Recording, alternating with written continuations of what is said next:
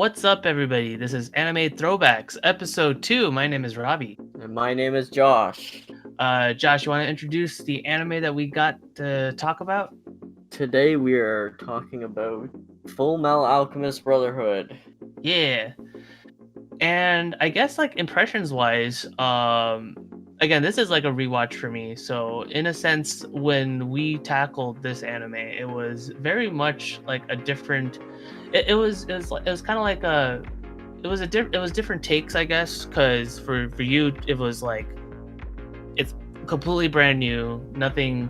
Yeah, I didn't spoil myself out anything. Yeah, you didn't know anything about like what was to come or anything like that. And meanwhile, for me, it was a refresher course, but at the same time, there's a lot of like details and stuff that like I might have missed out on maybe on the first viewing.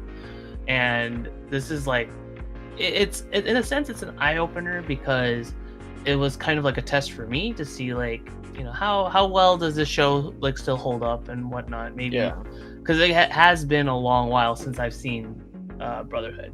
Yeah. But I guess to kind of mosey along to talking into more about the show itself, what are your thoughts on the characters? Like with Edward, Alphonse, all of them, all the big bunch of cast of characters and stuff that we got in store. I will say that this show does a really good job of maintaining a big cast. A lot of shounen shows have a big cast, and they just kind of like forget characters halfway through. Yeah, like they'll focus on like a few characters at some point and then just leave the other characters just like with no development at all, and they're just like a trope or something like that. And My Hero Academia does that a lot. They're like, okay, we're gonna focus on these characters for this arc, and then all the other characters are just doing nothing. Yeah, and even certain characters that do have their own spotlight, like Aoyama in the later seasons, like he had his own spotlight, but it's like didn't really yeah, and then they didn't really talk about much. It was just kind of like, oh, he's kind of weird still. Yeah. But at least with FMA, like everybody has their own time to shine. Everybody gets at least some characters, some more than others, obviously. Right. But every character at least is a character. They're not just there for a plot convenience. They're there. They're meant to be there. They're part of the story. They all come together at the end and have like this. They all work together. All the characters. Right. It's like this really big, like, huge scheme that comes together, and there's like parts all over the world that are coming together for this scheme, and it reminds me of like some like Avatar, where like it's like such a grand, huge there's like a huge villain that's larger than life, and he's like you can't beat him, and he's like crazy, and everyone has to work together to beat him in the end. And that's what it reminded me of, and that's why I like, because I really did like the characters. I thought the characters had a lot of development, especially Ed and Al. Oh yeah, definitely. Crazy development. I really enjoyed Ed and Winry's relationship, kind of blooming forth. It went from like, oh, she's a girl, I don't like her, to like, realizing feelings, and recognizing that she's an important part of his life. And yeah, even the more minor characters like the chimeras or something like that, they have big parts in the story. Yeah, it's crazy because like I don't know if this was like a Mandela effect or whatever, because like when I saw the chimeras, for some reason I thought like 2 of them died.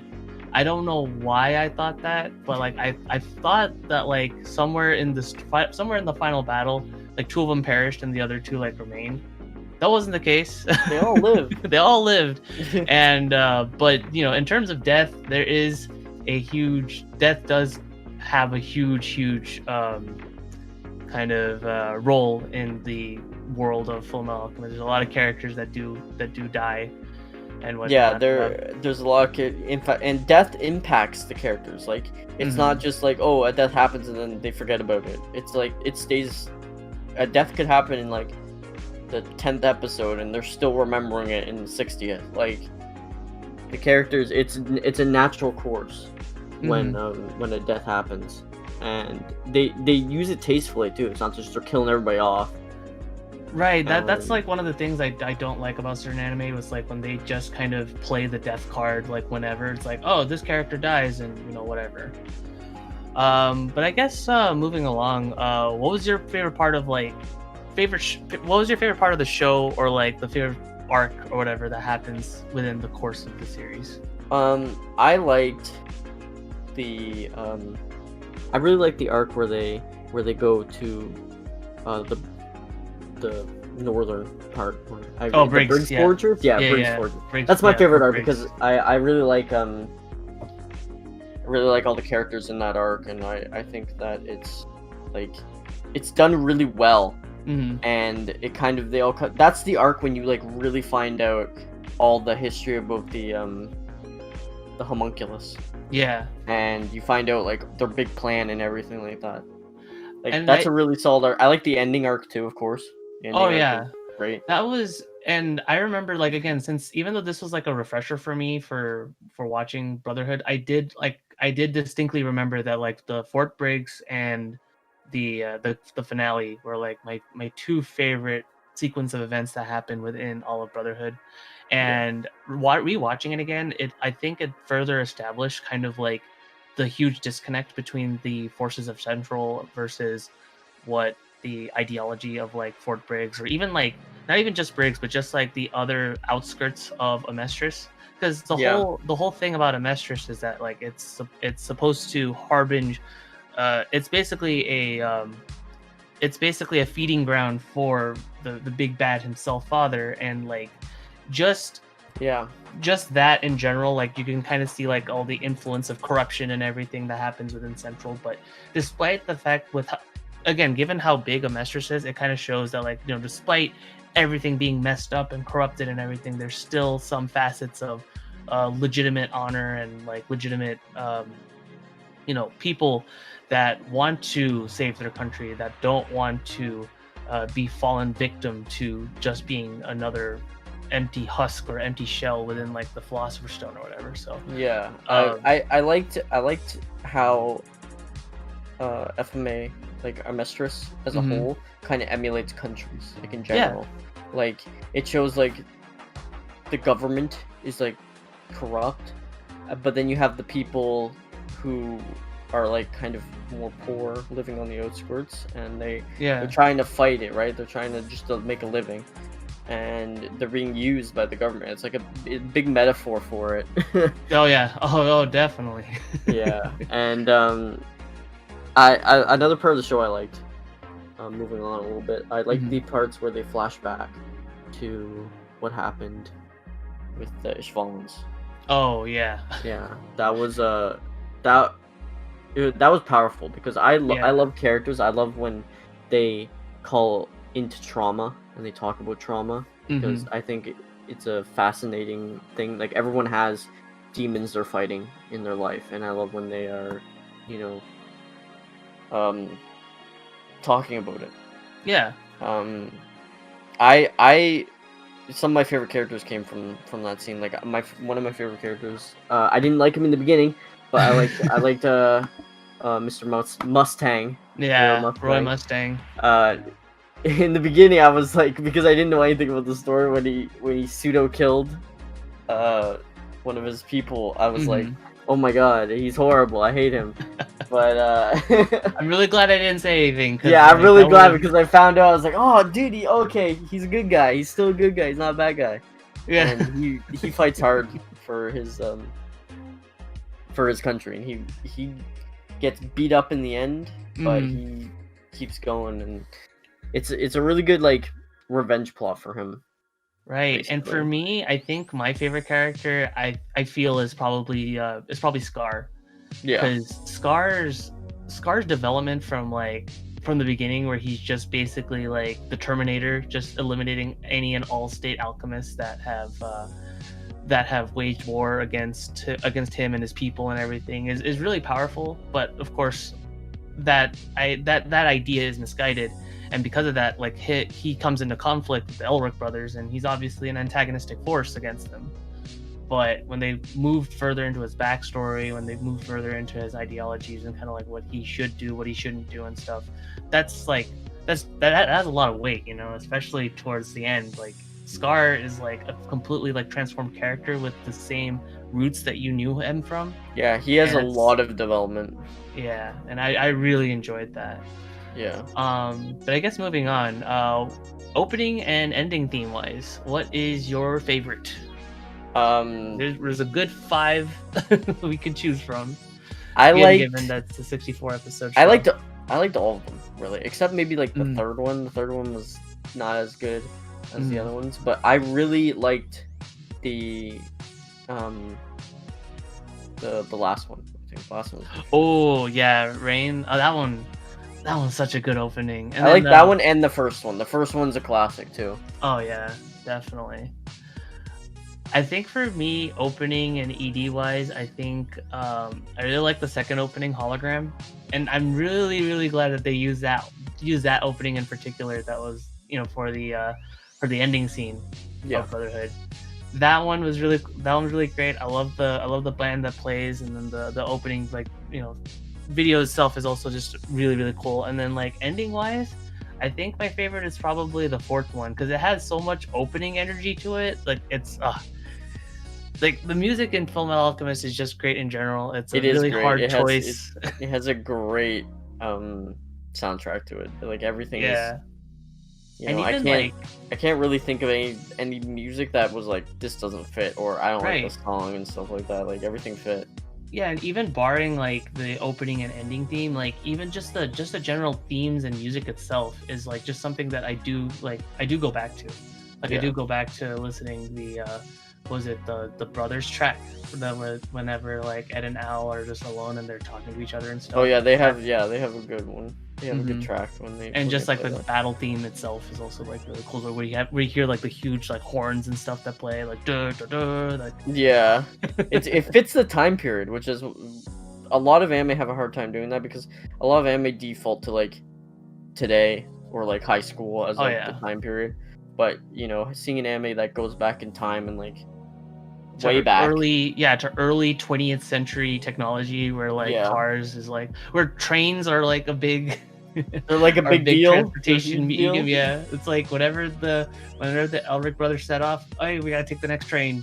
Yeah, I know, right? Or it's like the cars are like all old-fashioned stuff like that. It's fun. And then I guess what's your favorite fight scene to come from FMA Brotherhood? Because there's a lot of fights. There are a lot of fights. They fight a lot. Yeah.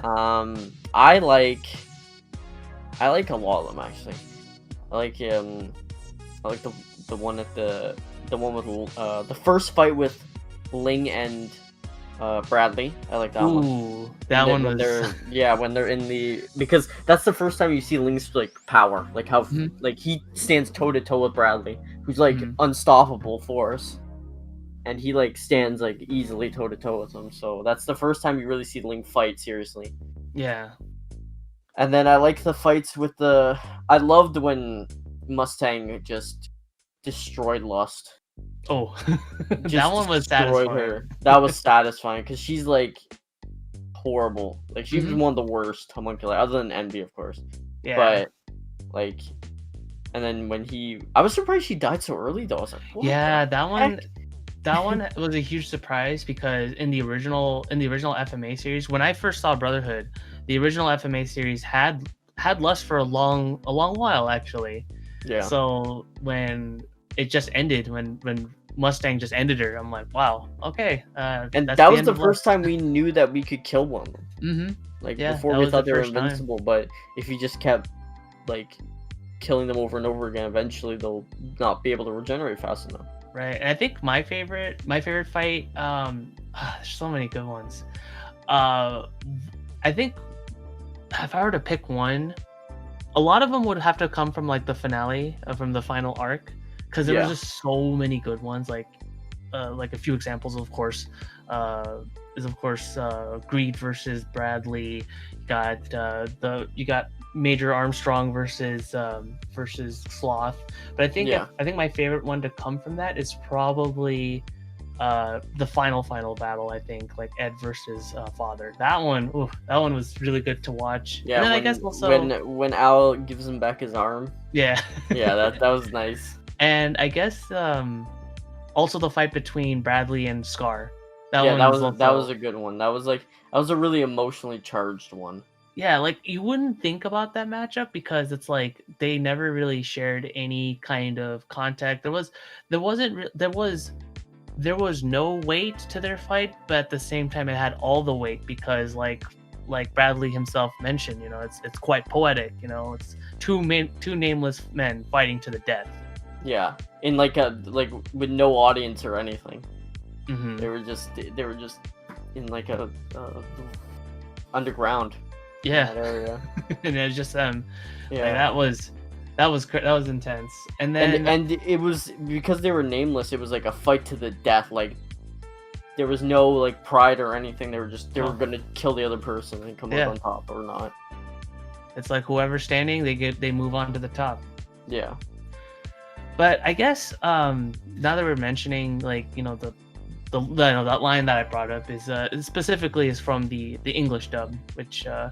what did you think of the English dub? Because I know you're in terms of dub preferences and stuff, you lean more towards the Japanese audio more so than English. So this one was like the first time where you saw like a series as long as this in pure English. So what were your thoughts on it? I didn't mind it. I thought that the dub was good. All the characters fit properly. I only prefer to watch the Japanese audio because I like to see like the source material, Right, where no, it comes that's from and stuff like understandable. that. But I like the dub. I thought the dub was really good. Like I said, all the characters had appropriate voices. It seemed pretty faithful. There was no like awkward like Casting. man voices as like when they were little kids or anything like that. Like every voice fit. Yeah, it's very kind of well. crazy because like when you think of like the main character is Edward Elric. He's played by Vic Mignogna, and he pulls off like when they had flashbacks and stuff when when Ed and Al were kids. Like he actually pulls off the kid voice pretty well. Actually, Yeah. I completely forgot like how good his range is because when I hear Vic Mignogna, I think of like that one voice he does for pretty much all his characters for both Edward Elric, Junpei from Persona 3, all that stuff, and he has good range. And I think my favorite voice is probably Bradley. I don't know, like it's just like that intensity. His voice like, is just his voice is really guttural. yeah, really deep and really like I have power over you. Yeah, it really fits. Like they did an amazing job in casting. Yeah. And so I guess moving on, what do you think of like the rules/laws of how the world of Brotherhood works? Because obviously, since Fullmetal Alchemist Brotherhood, it is a fictional story that is based off of a fictional country and world. What do you think of like in terms of like the laws of alchemy and like how that works? Well, when I think of like rules in a world, I always use like does the world integrate the laws of like what the universe is appropriately, or do they feel like just like additions? And I felt like, of course, Fullmetal Alchemist, everything has to do with alchemy. Like alchemy is ingrained in the world almost so much where you can't even imagine this world without alchemy. Like it needs to be there. And so obviously it did it really well. It really like it made the world feel alive. And when I was watching, I was like just thinking like this is really in depth, but they never like talk about it super in depth. Everything feels natural. It doesn't feel like we don't have random exposition dumps about the world ever. Like it's a slow progression. You learn more over time. Right. About how like alchemy works and how like why these things are bad and like what the homunculus are. Because I remember when I was first watching it, I was confused. I was like, who are the homunculus? I don't understand. Yeah. And then it slowly was revealing it to me as we watched further on about like what their purpose is, how they were created, why they're doing what they're doing, stuff like that. So I think it was I think the laws and rules, and even with all like the truth and the eye of truth and stuff like that, it really fits. And like That's their version of like God and stuff. It's really Right. good. And I think what makes it even better is that they don't specifically rely on the cruxes of alchemy. Like especially towards the latter half, it's like you only have so many like alchemists in general. Like they can function just fine even without alchemy. And sometimes it's like it's even a bigger feat to just like ignore alchemy entirely. Which Also, of course, I like how alchemy is like a learned thing. Mhm. Like you're not just born with it. You're not just born with it. You have to like actually go and put in the work to learn it and stuff like that. Like it's literally a part of the earth. And I like how the Qing dynasty was they had different form of it. Yeah, they had It alchemists. was like completely different. Yeah. But I guess moving on to individuals that can't use alchemy, a big component is of course the villains of the series entirely, and they're the homunculi. What are your favorites in terms of homunculi that we have here, of the 7 or 8, I guess, depending if you count Father? I didn't really like any of them. Oh, to damn. be honest, they weren't like my favorites. I think the good villains were Bradley. Obviously, he was just an intimidating figure. Even though he wasn't the main homunculi, he was such an intimidating figure throughout the whole show. And you think he's the main villain until you learn about Father. Until you learn about Father, and you realize that he's just kind of like another drone in the cog, you know, kind of thing. The most interesting homunculi that I personally like, not like liked, but like I thought was like the most fleshed out one was Envy. Envy was like, he's a jerk, but there are some moments where he's like not as evil, like when they're in Gluttony's stomach, and he's like, he was actually like, okay, all right, Fullmetal Pips, let's try to get out of here. Yeah, like he seemed like the most human, and even then, at the very end when they were talking about it, he wanted to be a human. Like that's what his goal was, and he was really emotional about it. So he was like the most one given the most character. I didn't really love Father very much. I thought that he was very just like evil guy. he was just the evil guy.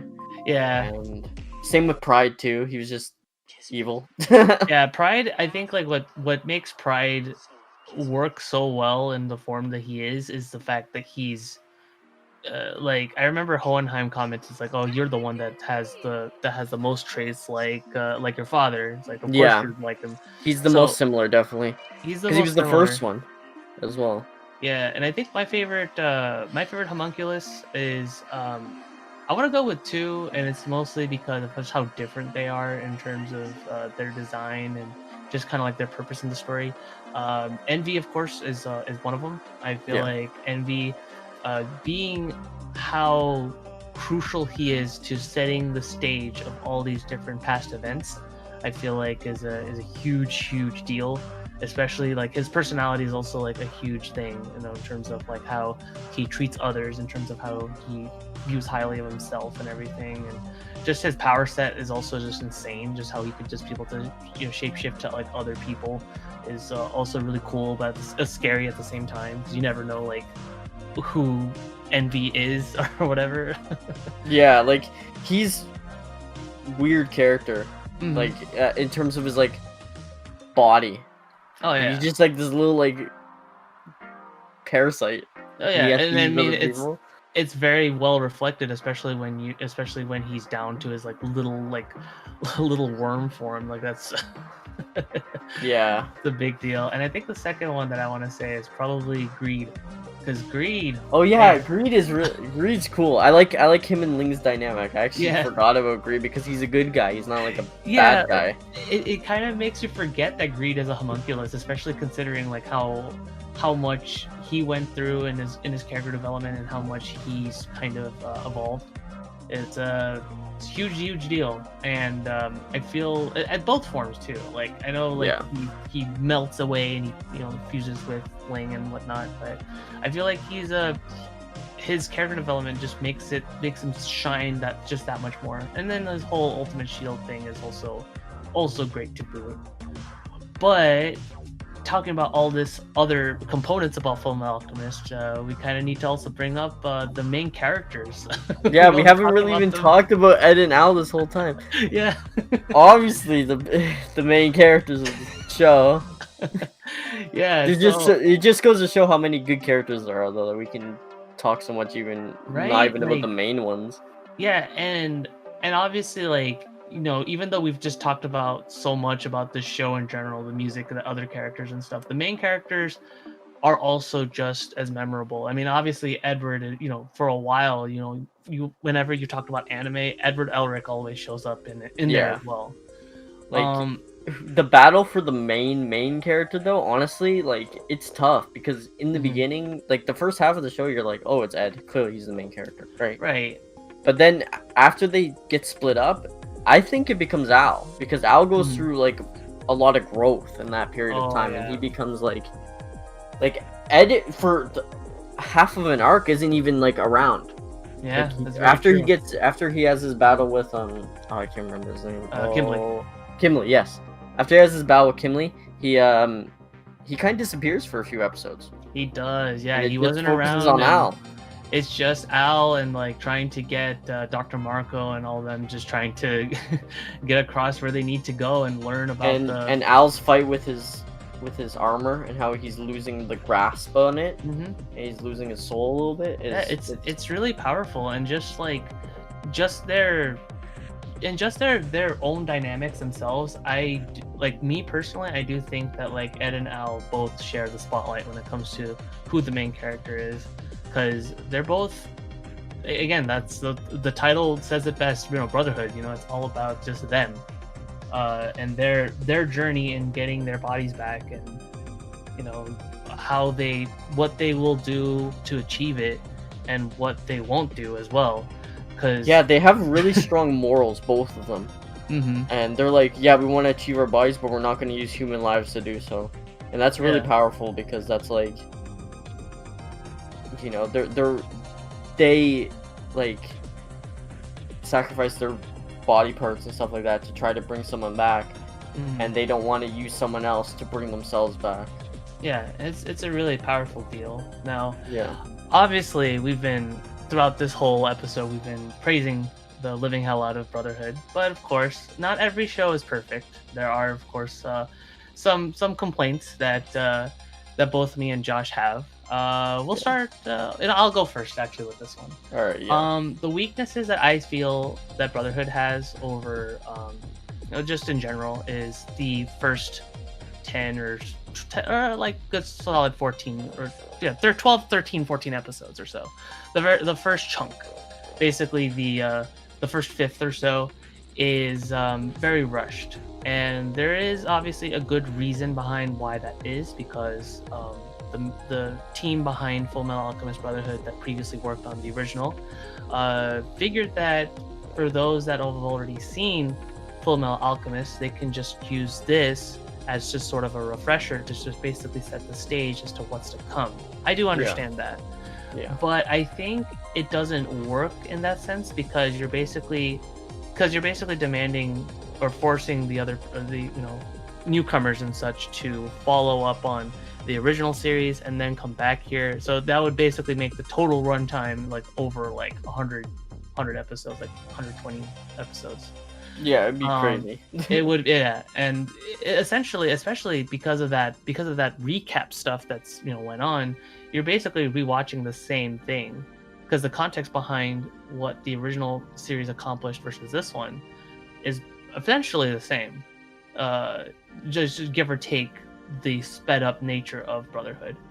But once everything just kind of sets into the status quo of what the series does have to offer later, once all that recap stuff is all done, it becomes I feel like that's when it settles in. Yeah.